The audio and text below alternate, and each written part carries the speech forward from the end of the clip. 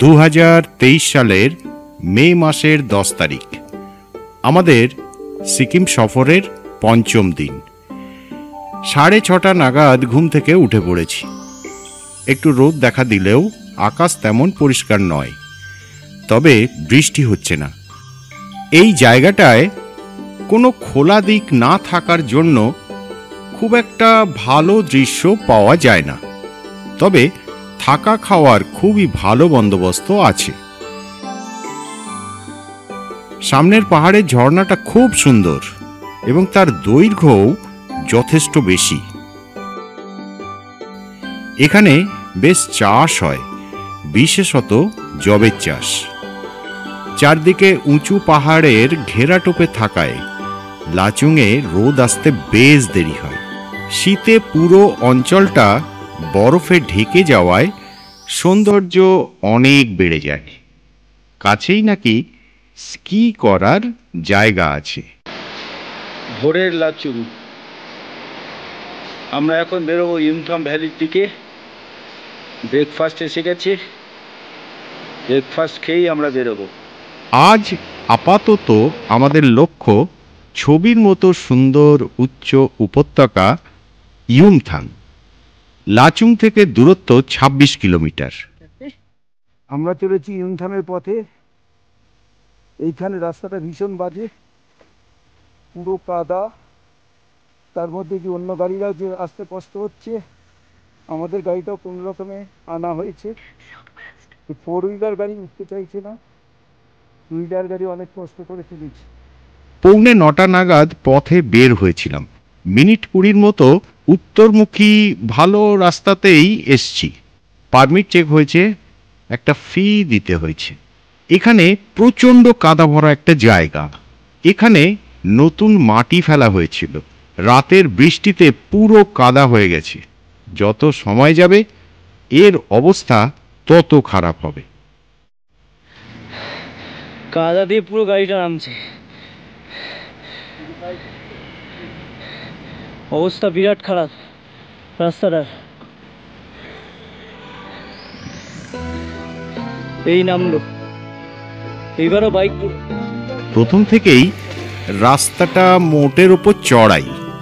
লাচুংয়ের 9600 foot উচ্চতা থেকে আমাদের উঠতে হবে ইউমথাংয়ের 12,000 ফুটেরও বেশি উচ্চতায়। তবে এখনো পর্যন্ত তেমন খাড়া চড়াই পাইনি।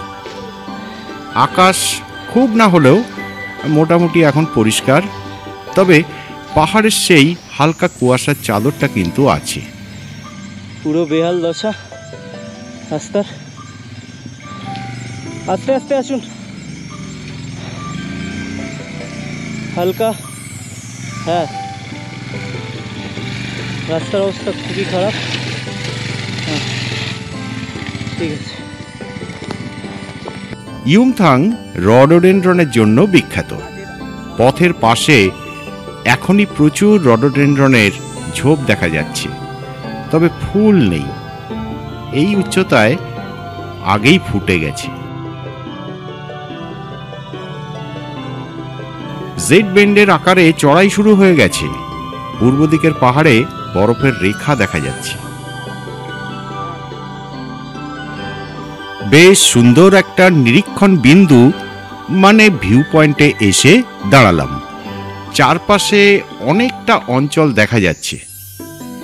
সামনে নিচে সেনাবাহিনীর ব্যারাক জাতীয় কিছু একটা আছে।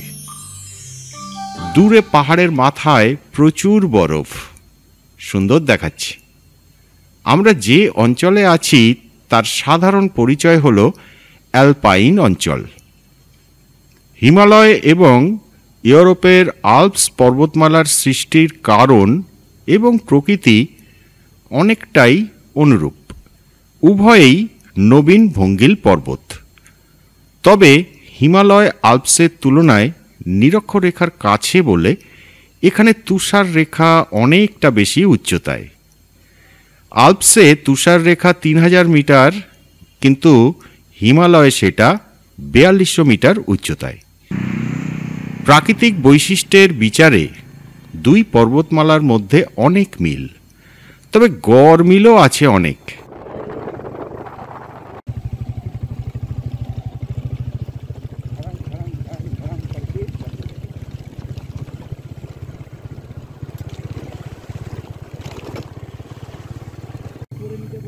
এখন 9:20 বাজে। আমরা বেশ খানিকটা এগিয়ে এসেছি, পাহাড়ের ঢালটাও কমে এসেছে। অসাধারণ সৌন্দর্যময় এক অঞ্চলের মধ্যে দিয়ে চলেছি। হ্যাঁ, মন খুশিতে একেবারে ভরপুর।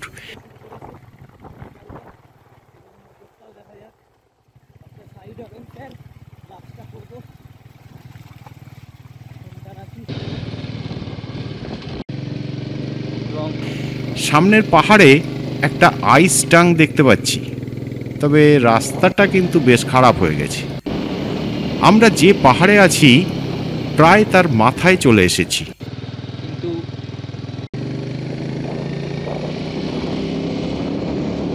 এখান থেকে ইয়ুমথাং আর 12 কিলোমিটার, অর্থাৎ আমরা 9 কিলোমিটার এসেছি। আইসটাং এখান থেকে সামনেই দেখা যাচ্ছে। শীতে উঁচু খাড়া অঞ্চলের জমা বরফ পাহাড়ি গলিপথে অ্যাভালাঞ্চের আকারে নেমে আসে এবং বেশ দীর্ঘদিন জমে থাকে। যদিও হচ্ছে দাঁড়াম করে এই আমরা এর কাছে এসে গেছি, ইউনথাম ভ্যালির মুখটায়।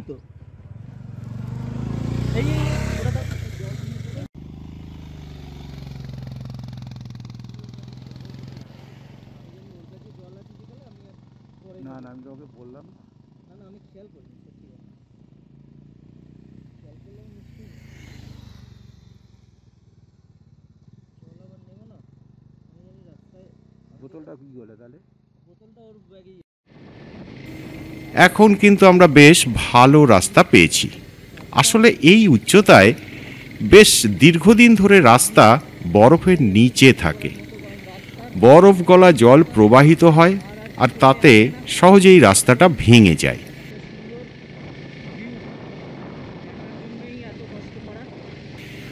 আকাশে মেঘ থাকলেও রোদ এসে পড়েছে। ভালো আলো থাকায় ছবিও এখন বেশ ভালোই হচ্ছে। দেখাই যাচ্ছে চারপাশটা।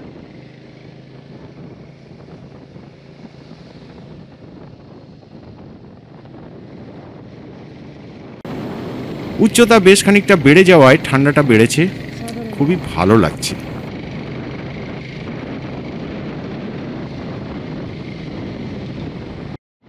কনকনে ঠান্ডা, চাই তার দস্তানা, বাজার ঘুরিয়ে দেখা জিনিসটা মন্দ না। চারপাশ দেখা যাচ্ছে এবার হালকা হালকা। গলা একটু একটু শুকিয়ে আসছে। হিমালয়ে উচ্চতার পরিবর্তনের সাথে বহু প্রাকৃতিক বৈশিষ্ট্যের পরিবর্তন ঘটে এবং সেটা এখন বেশ অল্প সময়ের ব্যবধানেই ঘটছে। আর তারপর হাতে কোনো গ্লাভস নেই, হাত আমার ক্রমশ অবশ হয়ে আসছে। আর সেই কারণে রাস্তার সৌন্দর্যটা ধরে রাখাটা এবং স্মৃতিতে যতটা দরকার ততটাই হালকা বাহ, ছিল। রডোডেনড্রনের ফুল এসে গেল, দারুণ।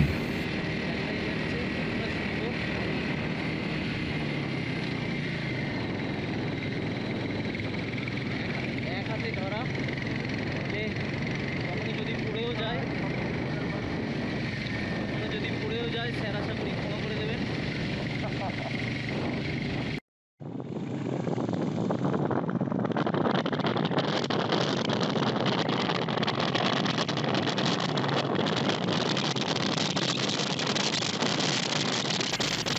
উপত্যকায় না পৌঁছালেও এখনই কিন্তু দৃশ্য বেশ সুন্দর।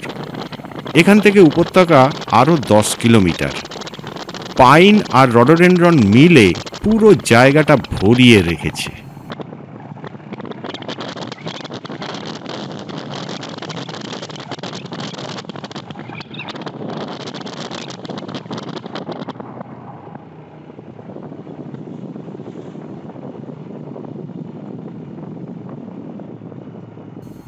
বাহ, এবার বাঁদিকে খাড়া পাহাড়ের মাথায় বরফ। রাস্তা মাঝে মাঝে খারাপ, মনে হয় কিছুদিন আগেও এখানে বরফ ছিল।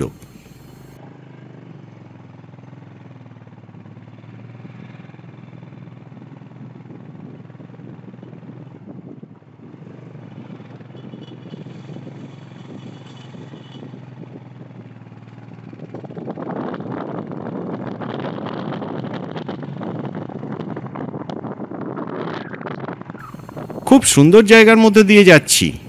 কেউ গাড়ি থামিয়ে আনন্দ করছে, ছবিও তুলছে।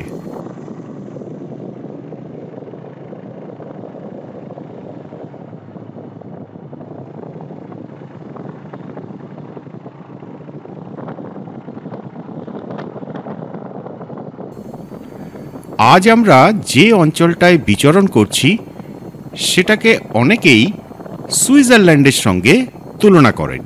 এই তুলনা হাস্যকর। আল্পসের অন্য অনেক অঞ্চলের বৈশিষ্ট্যই সুইজারল্যান্ডের মতো। নেহাতি দৃশ্যগত সাদৃশ্যের কারণে হিমালয়ের অনেক অঞ্চলকে সুইজারল্যান্ডের সঙ্গে তুলনা করাটা আমরা শিখেছি সাহেবদের লেখা বই পড়ে। যারা সুইজারল্যান্ড ও সিকিমের এই অঞ্চল উভয়ই দেখেছেন তাদের অনেকেই সিকিমের সৌন্দর্যের বিষয়টাকে কিছুটা উপরেই রাখেন। তবে হ্যাঁ, আল্পসে যত সহজে এই সৌন্দর্যের নাগাল পাওয়া যায় তার তুলনায় এখানে অনেক বেশি প্রয়াস লাগে।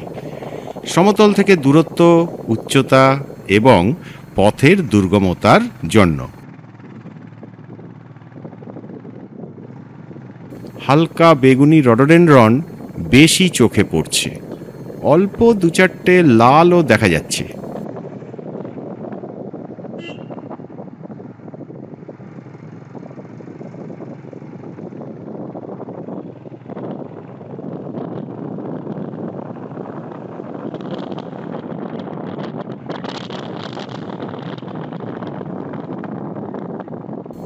এতক্ষণ বাদে নদীটা দেখা যাচ্ছে, লাচুং নদী, যার হাত ধরে আমরা সেই চুংথাং থেকে আসছি। এখানে তার উচ্চ উপত্যকা অঞ্চল। আমরা তার সমতলেই এসে গেলাম।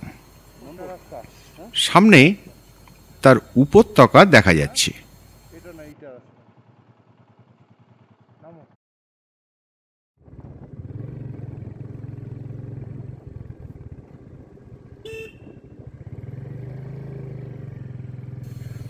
আবার আমরা পাহাড়ের গা দিয়ে যাওয়ার রাস্তায় চলেছি, পাইন এবং রডোডেনড্রনের জঙ্গলের মধ্য দিয়ে। মাঝে একটা গ্লেসিয়ার নেমে আসা অঞ্চল পেরিয়ে এসেছি। সেখানে বরফ না থাকলেও রাস্তার অবস্থা ছিল খুব খারাপ।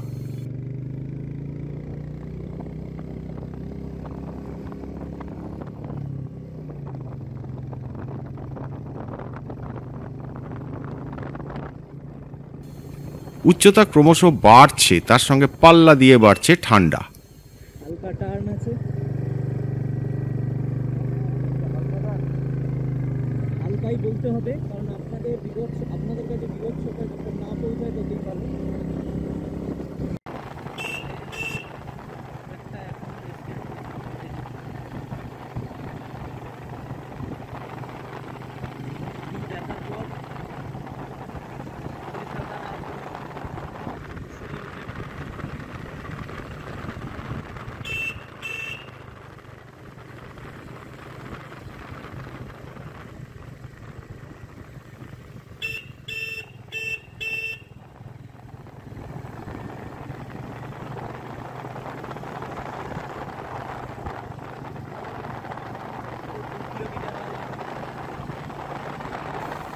ইউমথাং 0 পয়েন্ট এখান থেকে কিলোমিটার 2 হবে।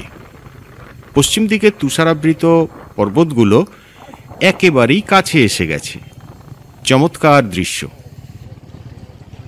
তার মাঝেই আমি স্যারের ফোন ধরে আছি, আশা করি কিছুই মনে করবেন না।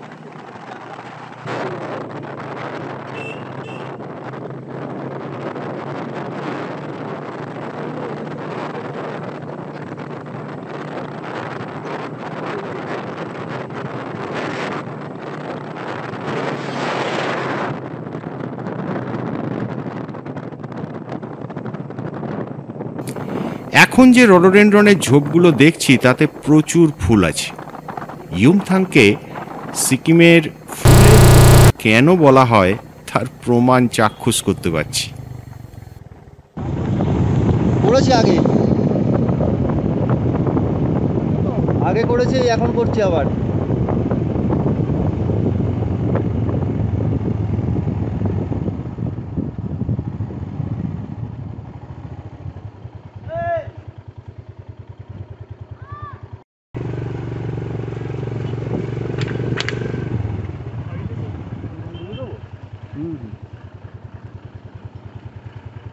গাড়িটার পাশে ঢুকিয়ে দেওয়াই ভালো।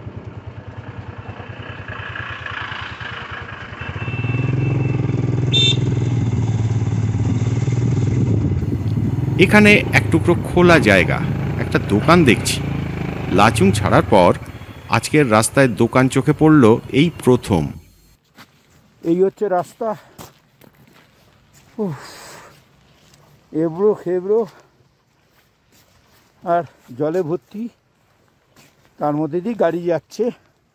আমরা ইউনথাম ভ্যালিতে প্রায় পৌঁছে গেছি, আর মাত্র 1-1.5 কিলোমিটার বাকি। এখানকার দৃশ্য খুব সুন্দর। এই যে আমার পিলিয়ন আসছে, পেছনে পাহাড়, আর এখানে বুড়াসের জঙ্গল। স্যার আছেন, তাপস স্যার আর সুপ্রিয় ভাই এখানে এসে একটু রেস্ট নিচ্ছেন। স্যার একবার হাত দেখান। স্যারেরা খুব মজার সাথে রাইড করছেন, এত বছর হয়ে গেল স্যারের রাইডে, সেটাই সব থেকে বড়। এখানে সামান্য খাওয়া দাওয়া করা হলো। চারপাশে শুধু ফুল আর ফুল। ফুলের জলসায় এসে সকলেই আনন্দে আত্মহারা। পিছনে বরফাবৃত পাহাড়, পাশে রডোডেনড্রনের বাহার। ছবি তোলার একদম আদর্শ জায়গা, তাই ছবি তোলার ধুম পড়ে গেল। অগণিত ছবি তোলা হলো। সিকিমে রকমারি রডোডেনড্রন পাওয়া যায়, বিভিন্ন রঙের। ভার্সে সংলগ্ন এলাকায় খুব কম জায়গার মধ্যেই বহু রকমের রডোডেনড্রন পাওয়া যায়। তবে এই অঞ্চলে যে হালকা বেগুনি রঙের রডোডেনড্রন দেখছি, তা এই রকম 11-12 হাজার ফুট উচ্চতায় হিমালয়ের প্রায় সর্বত্রই দেখা যায়। নেপালিরা রডোডেনড্রনকে গুরাস বলে। এর পাপড়ি দিয়ে তারা একরকম শরবত বানায়, তবে আমি কখনো তার স্বাদ নেইনি। পিছনের পাহাড়ে যে বরফ দেখছি, তাতে মনে হচ্ছে এই বরফ অল্প কিছুদিন আগেই হয়তো পড়েছে। ইয়ুমথাং ভ্যালি বেশ ঠান্ডা। যে জায়গাটাকে 0 পয়েন্ট বলা হয়, সেটা একটু সামনে। এগোচ্ছি আমরা সেদিকেই।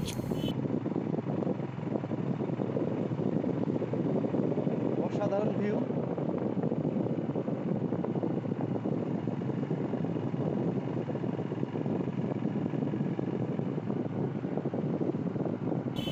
চমৎকার পরিবেশ, দারুণ লাগছে। সামনে কার পার্কিং, প্রচুর গাড়ি, কিছু দোকান।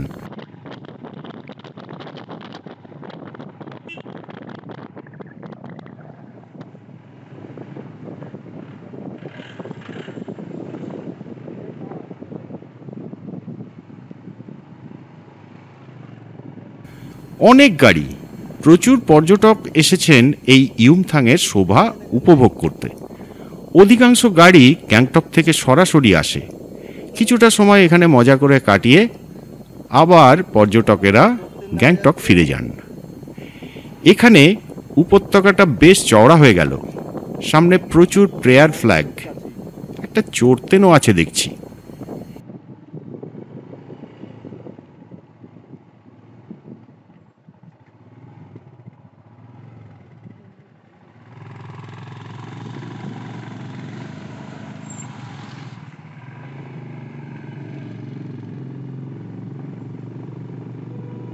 হাত জমে যাচ্ছে, তার মধ্যে ভিডিও।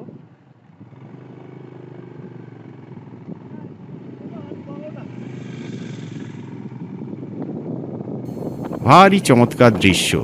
রাস্তাটা একটু সরু হয়ে এসছে। ডান দিকে চওড়া সমতল জায়গা দিয়ে বয়ে চলেছে লাচুং নদী। সবুজ তৃণভূমিতে অনেক ইয়াক চড়ছে।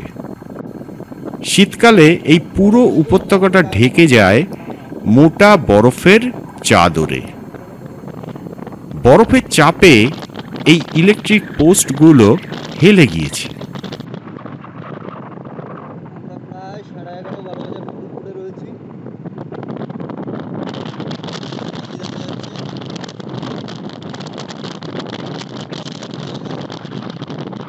12,000 ফুটের বেশি উচ্চতায় উঠে এসেছি আমরা। পূর্ব হিমালয়ে এই উচ্চতা কিন্তু অনেক, তার কারণ এদিকে পথের প্রতিবন্ধকতা অনেক বেশি। আমরা পৌঁছে গেলাম ইয়ুমথাং 0 পয়েন্ট।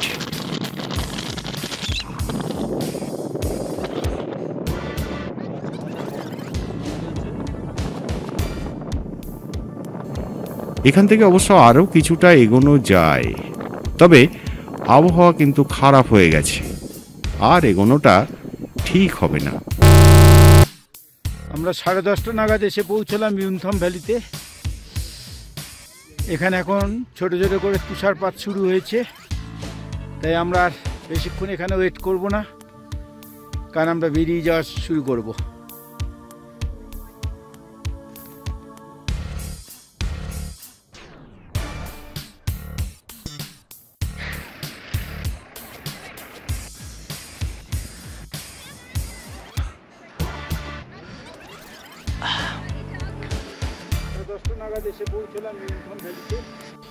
ফুল ও বরফের উপত্যকা ইয়ুমথাংয়ের অসাধারণ সৌন্দর্য আমাদের চোখের সামনে উন্মুক্ত। অনেক দিনের মনের সুপ্ত বাসনা ছিল এই উপত্যকায় এসে তার সৌন্দর্য চাক্ষুষ করা। আজ সেই কামনা পূর্ণ হলো। তবে আবহাওয়া খারাপ হয়ে আসছে বলে বেশি সময় এখানে কাটানো যাবে না। আলো কম বলে ছবিও এই সৌন্দর্যের প্রতিরূপ হয়ে উঠতে পারবে না।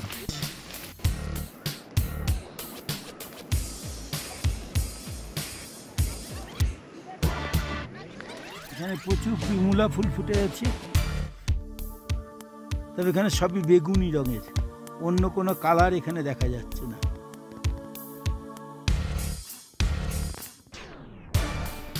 প্রচুর পিমুলা ফুটে আছে ধরে ধরে।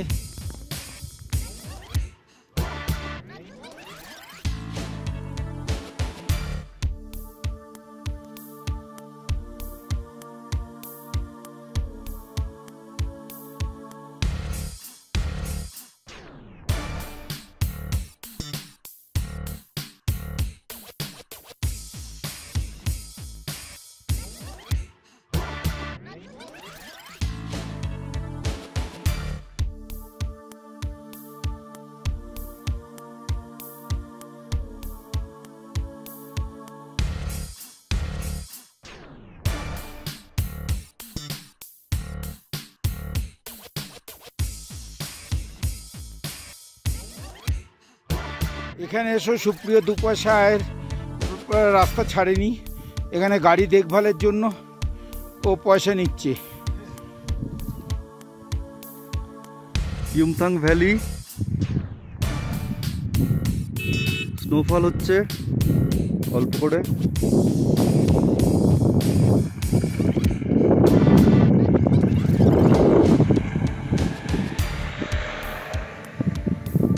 এগুলো চির তুষারাবৃত থাকে।